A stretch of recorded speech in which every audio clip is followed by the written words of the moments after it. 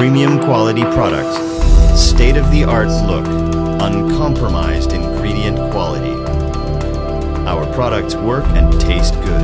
www.scitechnutrition.com. I always tell people that Lee Haney is by far the greatest bodybuilder of all time. And I always say that because, you know, Lee, in this era, you know, he had all these guys to deal with, and all these guys, you know, like on his heels, he had like different guys, you know, whereas I only had a couple guys, you know, that would try to, you know, take the title away from him. But Lee, he stayed strong, got better and better, got stronger and stronger. You know, he kept his family life together. And people don't know that bodybuilding is a real tough sport. And you got wife and kids. You got to keep happy. You're trying to keep yourself happy. You got to concentrate. You got to stay focused on, you know, what you got to do and all this kind of stuff. So I always say, Lee by far the greatest ambassador this sport's ever had, because Lee kept everything together. He was always cool, calm, collective. Always stayed in control. Always took charge of all the situations he was in.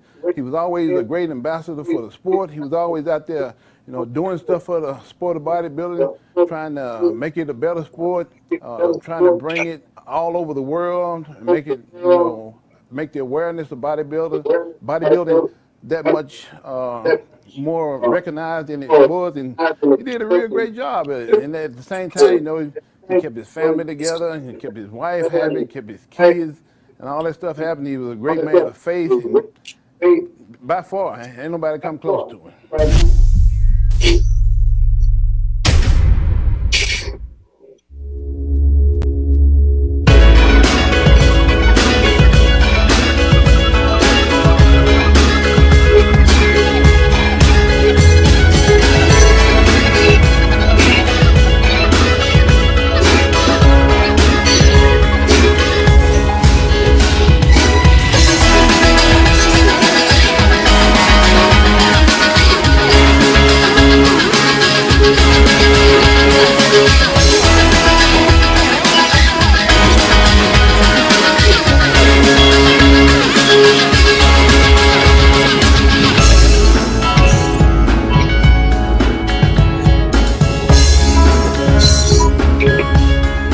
Welcome back to Live With, sponsored by SciTech Nutrition. I'm your host, Dave Palumbo, and I'm here tonight with 8-time Mr. Olympia, Hall of Fame bodybuilder, and totally awesome human being, Lee Haney.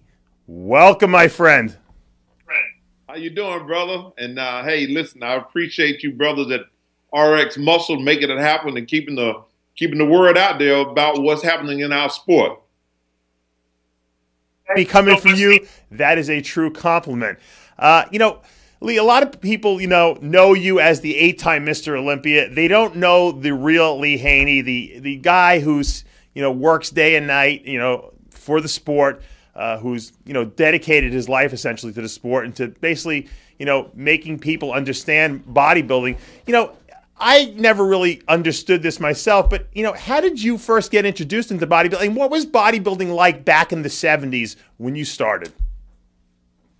Well, you know, it started as a dream for me. You know, when I was 6 years old, I wanted to be Samson and Hercules. And I recall at the age about 10, I went to my parents and asked them if they would be willing to buy me a set of weights for Christmas. And, you know, back at that time, the weights were made out of plastic and clay in the middle. So that's sort of how I got my start. But it was very exciting during that time. Everyone was in love with bodybuilding. They was curious about bodybuilding. And so was I as a youngster. Now, when things start to sort of unfold in the bodybuilding world for me, it came by way of entering my first competition in South Carolina called the Mr. South Carolina. Matter of fact, I was only 16 years old, and I went to that competition, and I mean, I had a great time. I was hooked after that, and I had a pair of underwear that I had got from Kmart, which I thought was posing trunks. I mean, that's how naive and how innocent the were during that time. But at the same time, it was very, very exciting. So The sport has grown tremendously, you know, over the years, but that's how I got my start. It was a humble start, a lot of fun too. What a lot of athletes don't know, and of course the history, I have the history of the sport.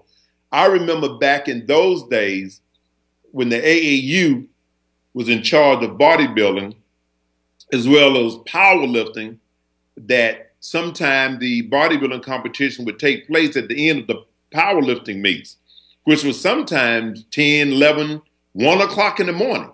So I remember going out at 1 o'clock in the morning on the stage with a little dome light hanging overhead to pose. And so it was sort of in the Stone Age back in those days. And again, it was ran by the AAU at that time. And of course, the NPC arrived in 1982, and my dear friend, and I said the father of modern day bodybuilding, you have to say Joe Weider was that, but when it came to amateur and taking bodybuilding away from the Stone Age, particularly at amateur level, to where it is now, all credit has to go to Jim Mannion. And Jim saw the need to give bodybuilding his own voice, his own identity, and that's when the NPC began, and that's when bodybuilding really started to take off and go. And I was, as you know, the first junior national NPC champion, as well as the first national NPC champion. And hey, back in those days, Dave, you had to earn your stripes. These guys now, they win their class and become pro. I mean, you know, back in the day, listen, you had to qualify to enter a national competition. Then after winning the national competition, you had to go to the IBB World Championship. And only if you win your class there were you then allowed to go to the Mr. Olympia. Now these guys get a cakewalk. You had to do that just to get to the pro ranks. In order to become a pro back then, you had to win the nationals and the world championships. Nowadays, you can come in second in your class and get a pro card. Do you think it's too easy to turn pro this year? Do you think that they, in a sense, they kind of watered it down a little bit? Or is it good because there's more competitors? Well, I think it's good now. There's more competitors. Things had to change. Bodybuilding has grown tremendously, and it creates more opportunity in a lot of different ways. You know, business-wise, as far as the athletes getting opportunity to endorse supplements, have their own personal training businesses. I mean, we're living in a boom as far as bodybuilding is concerned now. So I say that in a positive way, but then I said, I had to earn my stripe. It didn't hurt real bad. Remind me, Lee, of another South Carolina bodybuilder, Cedric McMillan, who also went through the ranks of South Carolina to begin his career. He was a military man, of course, and you know, he has a reminiscent physique of yours in the sense of he's got the small waist and the beautiful symmetry. Do you feel the physiques have evolved maybe for the worse to a certain degree? They've kind of lost the symmetrical beauty that really was championed back in the 80s and 90s. I think, you know, I was 254 pounds for my last Mr. Olympia. And that was big. And I think bodybuilding tried to catch up with me by trying to produce other champions who had that same type of mass and size. However, I still carry the 32-inch waist. That's the difference. So, and the vacuum, all of those things were still part of the culture of bodybuilding when I was there. You know, Gaspari sported the vacuum. You know, Lee Labrada sported the vacuum. You know, you had Mike Christian, you had Bob Paris. All the guys still sported that symmetry and that balance. I think when the mass started becoming the #1 objective, that the physique started to sort of lose that appeal in the way we saw it. Because beauty is in the eye of the beholder. You know, what I saw growing up, seeing Arnold, seeing Robbie, that's what I thought that's the way physique was supposed to be. This generation see it a little bit different, and the judges see it a little bit different. And so you have to judge what's in front of you. And Cedric is a classic physique. Love his physique. I'd like to see him do a lot better. I think he will continue to grow and do better. You know, you see Sean Roden. These guys are really coming along, got good balance, good symmetry, and so forth. You know, so there's some work. There's some things happening here. You look at the winners of this last Olympia. You saw first, second, and third has made his way back, with Phil Heath being the leader of that, made his way back to looking at that symmetry, the balance, and the beauty of the physique. So it's finding its way through. You look at the top two competitions this year, the Olympia and the Arnold's Classic. Guess what? Both guys had the taper, they had the look that was pleasing, that was subtle, what bodybuilding is supposed to look like. So that's a big plus in the right direction. Lee, let me ask you a question about becoming a champion, because when you won the 1982 NPC Nationals, you probably had no idea at that point that you were going to become the leader of the sport, the person who was going to carry the torch, so to speak, for bodybuilding. How important is mindset, family life, the mental stability of the bodybuilder to becoming a champion? Because it seems like there's a lot of great guys out there that never became Mr. Olympia, the Flex Wheelers, the Sean Rodens for that matter, the Kai Greens. And do you think there's a mental component that some of these guys just might not have? There's always a mental component. I mean, it makes the greatest of difference there. You know, the whole psyche of striving to be the very best at what you do and then trying to keep it all together. Few people have that. You know, that's why, listen, there's only one Arnold. There was only one Lee Haney. There's only one Randy Coleman. There's only one Phil Heath. You know, if everybody had what the people I just named had, then guess what? There would be 1,000 of us all over the place. That's just the way it is. Only one Bill Gates. You know, it's just one. And that's a whole different league. That's a whole different type of mindset. People like that are born every so often. You can't make a person like that. They either have it or they don't. As far as keeping it together, I've always looked at my career as my job. I wanted a raise. I want to make sure I had a check at the end of the day. So I worked my tail off to do everything necessary to get that check. But then at the other end, I wanted to make sure that my family life was successful. I've been married now for over 32 years to the same beautiful woman. And so I took care of that. When I left the gym and got home, guess what? I was a husband. Then when my kids were born, guess what? I'm a father. So all of these priorities had to be in place.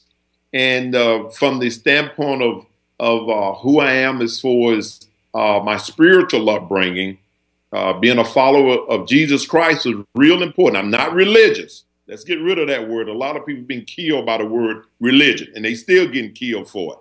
I am a follower of Jesus Christ. He was the coolest of the cool. He hung out with people, winos, the whole deal. They loved him. Why? Because he was cool. That's where I see myself. I'm cool. I'm not going to beat anybody down. My life tells me to be about the positive and not the negative, to build up and not to tear down. So having that mindset is who I am and what made me the person that I was and still is in being a Mr. Olympia. I enjoyed the entire journey. I still enjoy it today, being around athletes, shaking hands, hello, how you doing? You know, that's part of the journey, and I get a thrill out of it every day. You became Mr. Olympia at a very young age. You know, compared to the guys today, most guys don't, hit the Olympia, title until they're sometimes in their 30s. Ronnie, wasn't Mr. Olympia till he was in his 30s. Ronnie became, I think, Mr. Olympia when you retired. You were 33 when you retired. First of all, how do you felt you got that mental fortitude? I know you're a spiritual, religious guy, but where did that come from at such an early age? Yeah, Dave, I won my 8th Olympia when I was 31. And I think Ronnie won his first when he was 35.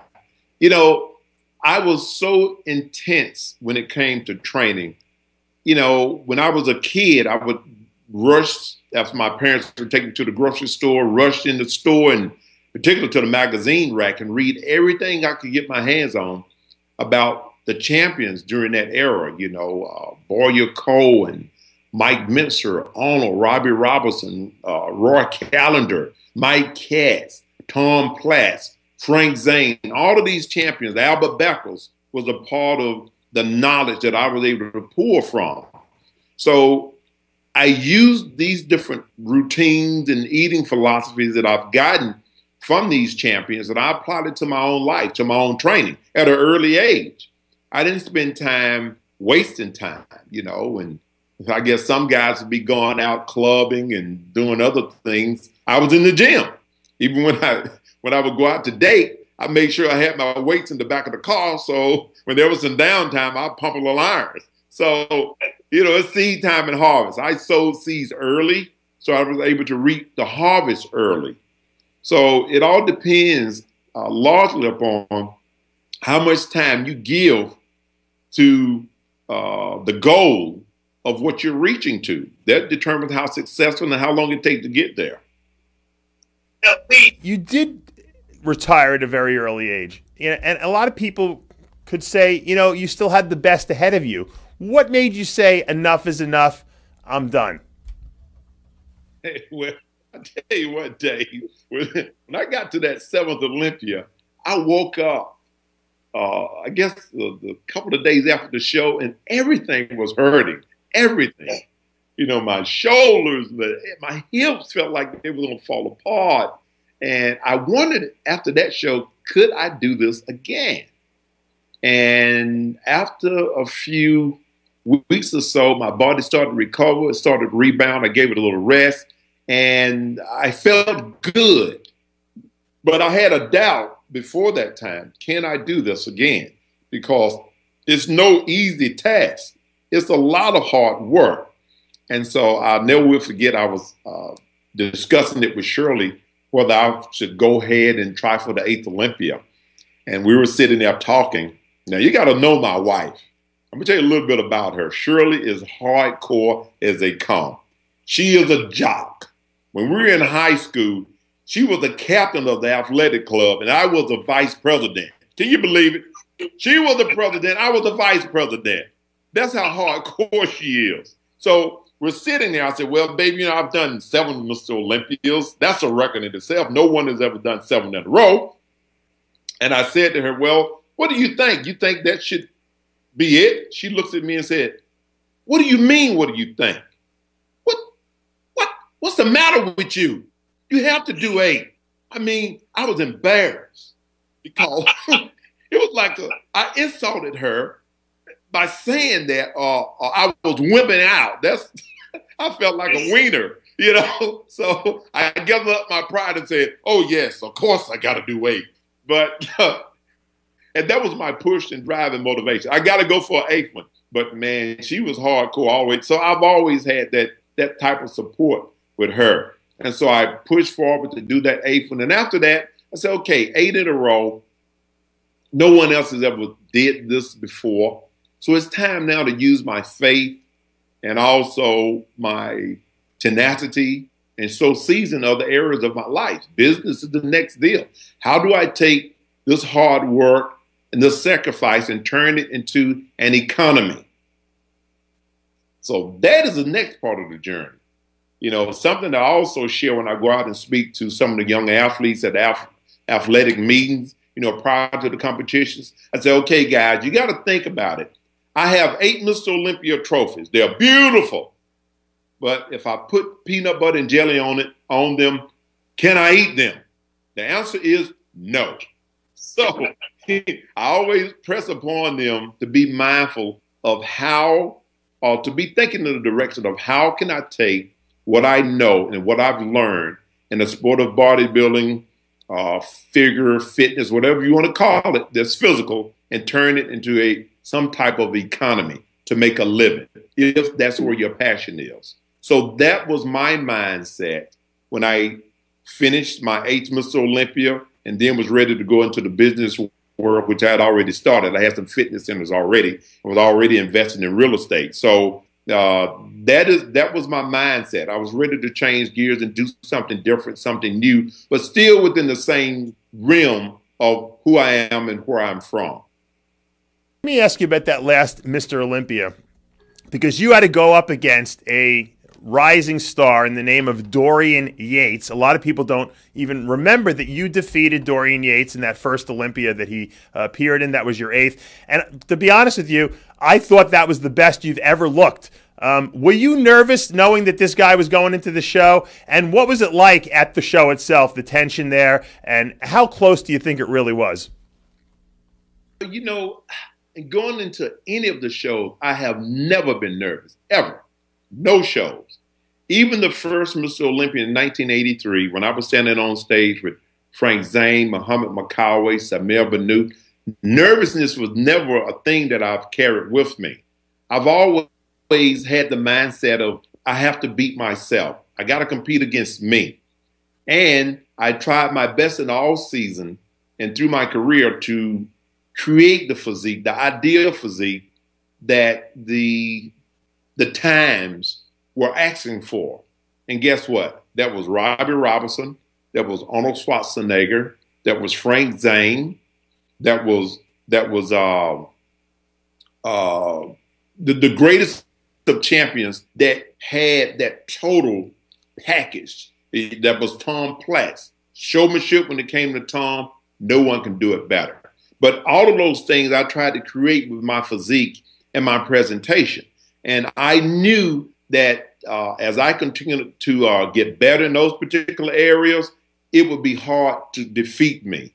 But a combination of size, small tapering waist, the ability to project when you pose. Now, projection is extremely important.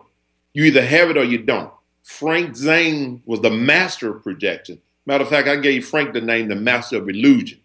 Frank standing there, 185 pounds, he said, well, okay, he looks athletic, But when he posed, where did that come from? So that's the power to project is something special. You got it or you don't. Robbie had it. It was crazy. Arnold had it. So I knew that if I had those particular characteristics, then Dorian Yates could not have defeated me. So I was never concerned about that whatsoever because I was always focused on my package, the package that was said to be the ultimate physique. So that was always my psyche. So no, I was never afraid of anyone defeating me. I always knew that I had to be better because when you're on the top, there's nowhere to go but down. So I was always mindful of that. You can fall at any time, no matter who you are. So you better have your stuff together and do your homework.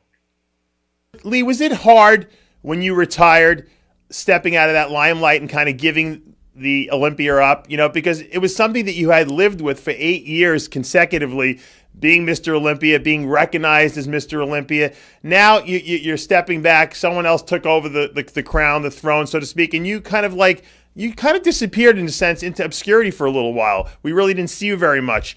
Was it tough for you emotionally? Oh, no, man. It felt like I exhaled. I was able to finally take a breath and say, oh my goodness, I can finally breathe again. You know, and I was breathing during the whole time. I was living. I was enjoying my family, my kids. Even during my Mr. Olympia reign, I think I'm the first Mr. Olympia to have 2 children during that time. Josh was born, I think, around the second or third Mr. Olympia. Then Olympia was born, you know, during the final Mr. Olympia. So, you know, I enjoyed the entire time, you know, the family life, all of that. So when I stepped away, it was like, okay, we're finished here. Let's change gears and let's be focused on the next area of my life, a new chapter. And I was looking forward to that new chapter because when you're on top, there's nowhere to go but down.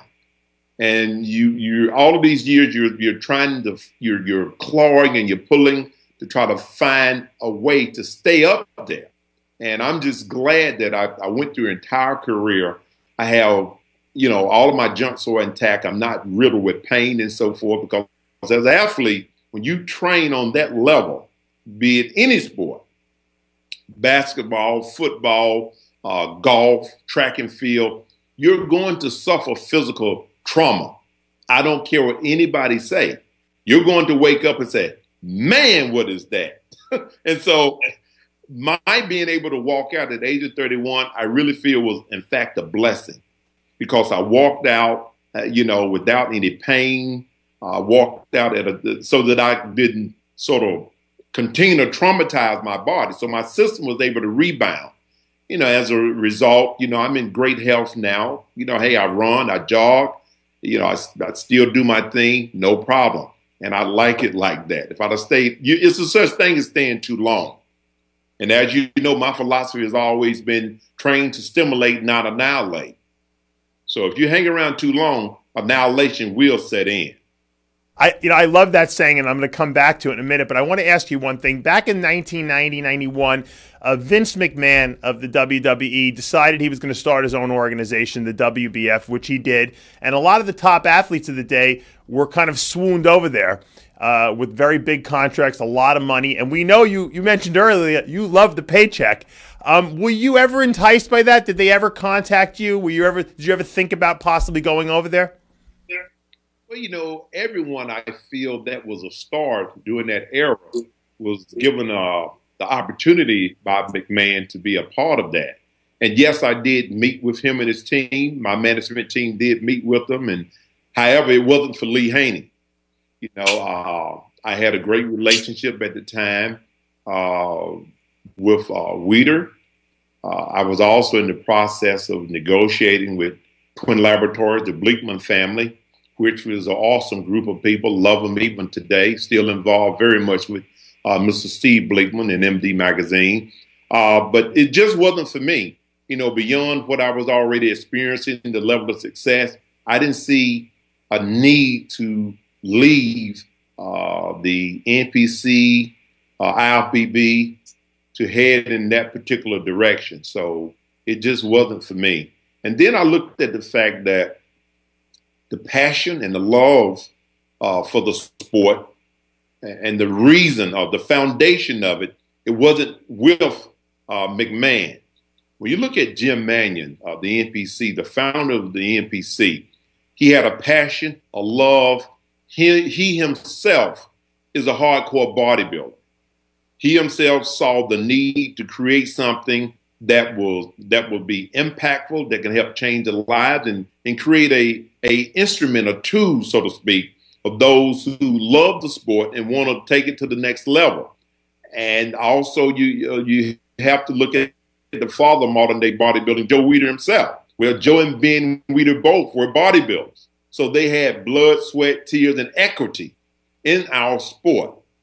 That wasn't so for Mr. McMahon. With all due respect to him, he's the greatest at what he do. His was professional wrestling. And as you see, he's the very best at it. You can only wear but so many shoes. Lee, let me ask you a question. You mentioned before your famous saying that I always quote to a lot of my clients, stimulate, don't annihilate. Where did that originally come from? Where did you come up with that? Well, I tell you what. I saw enough injuries over the years when people doing stupid stuff and ripping their bodies apart. When you look at the fact that 75% of reaching your fitness goals has to do with nutrition, 70 to 75%. The other percentage has to do with training. It doesn't take that much to stimulate muscle growth and development. You just have to understand the science of how to go about doing that. And you can do it without ripping your body apart. And so I've always used that philosophy over the years, finding the best way to train. And I just got it, I would say, from the concept of being careful to overtrain the body. You look at some of the greatest of the great in the years that past. You never heard of Arnold tearing a bicep or pec or quad. You never heard that from Frank Zane. You never heard that from Muhammad McCalloway. You never heard that from Albert Beckers. You can go on and on to Tom Platt. Let's say Mike Katz. You never heard that during that era because they trained smart. They trained to stimulate, not annihilate. You have this new school of thought that, training a set to failure and doing all this crazy stuff. And as you see, a lot of muscle tears has happened in recent years because of using those philosophies. And then you have some of these so-called gurus all over the internet now saying, well, there's no such thing as overtraining. There is a such thing as overtraining. Live long enough and you will experience it. You will traumatize your body. You're only good for so many sets. Just like a car, your shock absorbers, you hit so many bumps in the road, guess what? You're going to replace your shocks. The body's no different. You're right. You want to minimize the amount of physical stress given to it. So there's a way to do that without killing yourself. I see people doing absolutely insane stuff out there, and I'm glad 8-time Mr. Olympia said it, because I say it all the time. It sounds more authoritative coming from you. Lee, talk to me about how you got involved with Evander Holyfield, the former heavyweight champion. You trained him, you helped him to come up from a cruiserweight up to a heavyweight, true heavyweight boxer. What was that relationship like? Oh, that was great. I recall meeting Evander at the gym. We were trained at this little gym in College Park. I would see him there from time to time. Always a great guy, always cordial. We became, great associates, good friends, and so forth. And when Evander decided he wanted to go from cruiserweight to heavyweight, I got a call from his manager at that time. And they had seen, known of me and my Mr. Olympia titles. And he asked me if I'd be willing to help Evander. So first thing I did was make sure I got him a good cook, because I know the importance of nutrition. Evander was hanging out at Waffle House and, Kentucky Fried Chicken. I said, hey, man, you can't eat that stuff when you have a bar that's going to make you $7 million. And I want to make sure I get paid too. So anyway, that's the first thing we did. We took care of his nutrition and we got him off to a good start. And then from that point, we had to create a training program for him that's designed to give him what he needed in the ring. I've never trained a boxer before. So the philosophies I knew was a bit different. So the first thing I did, I got on the telephone and called my friend, Dr. Fred Hatfield, Dr. Squat, because if anybody knows anything about the different type of training, how to develop an explosive athlete, stimulating explosive fiber in the right way, then Fred would be the one. And me and Fred got together. We met with Evander. We set his program into motion. And of course, and again, I give a lot of credit to Dr. Hatfield as far as doing that and the philosophy and so forth. He trained me in. Then we were off to the races. And it was great because they had said at one time, well, you can't use bodybuilding, or a bodybuilder can't train a boxer, and boxer can't lift weights, it's going to make them, slow and restrict them and so forth. Not true. We proved them wrong, became the world champions several times over. It was a great story. I remember when it happened like it was yesterday. Now, Lee, you were also served on the President's Council of Physical Fitness. That had to be a great honor for you, I would think, because that's the government kind of like, accepting you as a superior athlete. Yeah, that was awesome. Matter of fact, I served under President Bill Clinton. FloJo had passed. She was one of the greatest sprinters ever, but she had passed during her time there. With the administration, and then the spot was left vacant. And a good friend of mine, Senator Max Cleland, which he was a Vietnam veteran who lost, both arms and his legs during that time. We had befriended each other when he was Secretary of State. I had a fitness center in the city of Atlanta at City Hall East that doubled as a wellness center for all City of Atlanta employees. And it was there that we met on several different occasions. He would come by, give him some health tips, and we became great friends. So when that office became vacant, I shared with him the fact that I love to be involved with the President's Council. And he walked my papers straight to President Bill Clinton, and the rest was history. I was appointed, and at that time, it gave me opportunity to speak at several universities, also with a lot of the high schools, elementary schools, promoting health and fitness and showing the country what fitness should look like throughout, along with the Department of Health and Human Services. So that was quite an honor. And again, to say that bodybuilding is for the masses and it can be used in every area, sports as well as the health issues that our country faces. Horrified by the diets of our youth, because that to me irks me. We see them exercising more now, but the way they eat is just it bothers me that there's no curriculum on how to eat properly. You have so many special interest groups out there. These people get contracts with the schools, and they'll give them tater tots, chicken cutlets, all garbage, knowing that it's not good for them, and then not even caring. So it's sad that some of our government officials sit back and let that happen, because, hey, somebody is going to gain revenue with this type of garbage. So, it's out there. The news is all over the place. You know what fried foods do, sweet starch and grease, and we already know that. But are they willing to change? I don't think so.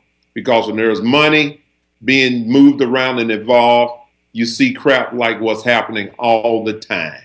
But what parents have to do, what we have to do as a society, we have to take control of the menus that our kids are being given. I myself prepared lunch and breakfast for my own kids. They did not eat a school lunch. So some schools are being proactive in changing some of those things now. They're creating their own menus and so forth, but we still have a long way to go. I love what First Lady Michelle Obama is doing, the Let's Move program and all that she's doing to try to educate parents and our kids about proper eating and proper nutrition. If you think we have a problem now, just wait for what's going to happen in the future. Obesity is going crazy, is rising like mad. We on computers all the time. We playing games. There's no physical activity going on in schools now. It's ridiculous. You're saying, well, we're going to take the PE out of school so that we can get stronger academically.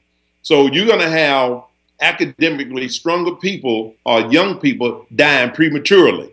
That doesn't make sense either. But who's listening? Lee, talk to us a little bit about your TV show you have, because that's interesting to me. That you have a very big broadcast audience down in the Atlanta area. Talk to me about that. The team program, Haney Harvest House. Very excited about that. We started that back in 1992, and I'm so proud of the program and what it has meant in the lives of a lot of young people. And I'm not alone in doing this. I'm very thankful that I have a lot of awesome men that have joined partners with me in making this program work. We have guys from different professions that come in and share insight with these young men. And for the most part, the young men come from households that don't have fathers present. So we put content in their lives, life skills in their lives that makes a difference, that can help them to become more successful. And we take them by the hand and we walk with them and being gap men. And that's what it's all about. We've had so many different successful stories of people who are young men who've came through that have gone on to become successful adults. And so we're continuing to do that. Matter of fact, I want to make mention of Dr. Bob Goldman, dear friend of mine. Everyone knows Dr. Goldman, throughout the IFBB, the NPC, and his work. He recently released a movie called The Martial Arts Kids. And Doc gave me a call concerning the film, and it was going to be here in Atlanta, seen here. And Doc gave all of our young men free passes to attend that movie. And they had a great time.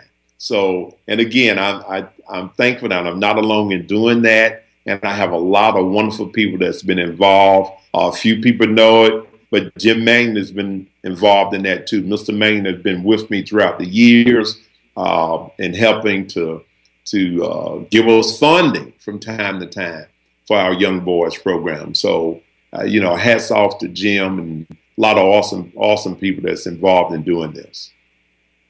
Dr. Bob Goldman. We live stream his Hall of Fame, International Sports Hall of Fame ceremony from the Arnold Classic every year, for at least for the last 2 years we have. We'll probably be doing it this year as well. And I hear rumors that you might be added to the 2016 class. Is that true?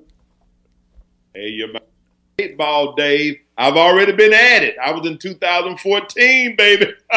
That's right. And I was there interviewing you like a dummy. Hey, Dave, that's over 50-something is getting to you, ain't it? 50 yet, Lee, and I'm losing my mind already. But you know what? I see in the backdrop a Sandow trophy. Now, we know you have 8 of them. You haven't been selling any of them on eBay lately, have you? Oh, no, man. You know something? I teased my wife and said, you know, I saw somebody recently did that. But listen, guys, there was no Olympians did that. It was someone who had it as a souvenir that they had gotten. I don't know how they did it, but it was a souvenir. So no of the Mr. Olympians sold their Sandow. That means a lot to us. Someone got ripped off then. Go ahead, Dave. It seems like someone then got ripped off because someone paid $10,000 for a fake Sandow, is what you're saying. Well, it wasn't a Mr. Olympia Sandow. Somebody did get ripped off. But, you know, I'm thanking Dave. I told my wife, I said, you know, I can just see my grandkids riding down the street with a rope tied to my Sandow on his tricycle, dragging the thing on the pavement. Yeah. So I better think of somewhere to put them soon. Let's talk about the Lee Haney Classic coming up this Saturday, October 31st on Halloween down there in Atlanta. Talk to me a little bit about the contest, what's going to be happening there, you know, all the exciting divisions you got, and all the information about how people could go attend. Well, I tell you what, man, we're so excited about this event. It's the first one I've done since 1988. The first event I did was the NPC Nationals, in which Vince Taylor won. And so I've had a chance to travel and meet a lot of the athletes all around the country for the last few years. And I said, you know something, it's high time that I put together a competition with my name on it. So now we have Lee Haney's Physique and Fitness Games. And games is exactly what it's all about. We have the fitness games, which includes strongman, obstacle race, gymnastics. Then we have the physique games, which includes bodybuilding, figure, physique, and bikini. So we're excited. We got something for everybody. We have the organization Battlefrog, the Navy SEALs group, that is organizing the obstacle race. So I'm very proud to have our awesome men and women of the armed forces involved with us in doing that event. So we're going to have something for kids 4 to 7 doing obstacle race, 4 to 10 doing the obstacle style race. Then from 11 to 17, you know, cover the teenagers, then the adult races. Then we're having professional strongman. Dion is going to be there with people from all over the United States coming in. They're going to be battling out for $15,000 in cash and prizes. Then we have an amateur level strongman also. Now, as far as the NPC is concerned, this is the NPC qualifier, and the last one be prior to the NPC Nationals, 2 weeks before the Nationals, as far as Georgia is concerned. So we're extremely happy about that, and we got some awesome people involved. I want to thank personally Steve and Marjorie Harvey. Steve Harvey is our title sponsor for this event. Wow. So we've been blessed by having some awesome people involved. We have Harbinger Glove Company involved with us. Then, of course, we have Paramount Acceptance, also the Himmelgarden Racing Team, Super Fitness, Power Block. We have Sherman Colleges involved with us. We have just some awesome people from all over the U.S. Then we have Don Jackson, Dodge Chrysler that are involved, the Chick-fil-A Foundation, Panero Bread, name it. We got the Brave Foundation, Microsoft. Man, we are excited. We're going to have a great time. And we might actually be seeing it live on RXMuscle.com if we could put all the engineering stuff to bed, huh? Oh, yeah, man. Hey, listen, RX, you guys got to be there. And I really appreciate you guys extending a hand to be there to get it out there so the fans can watch this. We're excited about it. This is the first of the first, but just a glimpse of things to come. Thank you so much, and I appreciate you, brothers. Thank you so much for coming on live with today and sharing your story, your life, and your inspiration with our viewership. I know that there's a lot of people out there sometimes that are a little down on themselves, and you know what? You have a way of just lifting everyone's spirit up there. I know I feel like I can conquer the world after this interview, and I just want to thank you for taking time out of your schedule. Dave, I really appreciate it. And hey, for those out there listening, just go to LeeHaney.com or LeeHaneyGames.com, and you can grab some information, and man, we'll go from there. Thanks again. God bless you guys. Hey, and appreciate RXMuscle. Well, that takes us to the end of another episode of Live With. I'm your host, Dave Palumbo, saying see you next time.